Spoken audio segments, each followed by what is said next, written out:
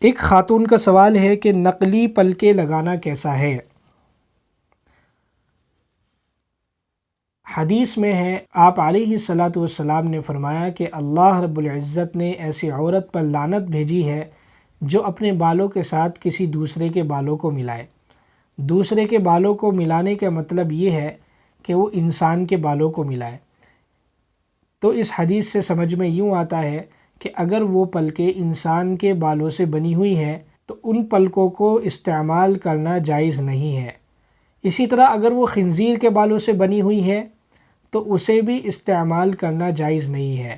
اگر وہ خنزیر کے علاوہ یا انسان کے علاوہ کسی دوسرے جانور جیسے بکرا، بھیڑ وغیرہ کے بالوں سے بنی ہوئی ہے تو اس کا استعمال صرف اور صرف مرد کی خاطر زیب و زینت کے لیے ہے۔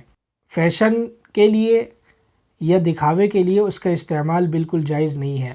اور آج کل جو نقلی پلکیں استعمال کی جاتی ہیں اس کا مقصد یا تو فیشن ہوتا ہے یا دھوکہ دینا ہوتا ہے، تو اس طرح کی پلکوں سے احتیاط کرنی چاہیے۔ ہاں اگر ضرورت ہے مرد کی خاطر تو پھر لگانے کی گنجائش علماء نے دی ہے۔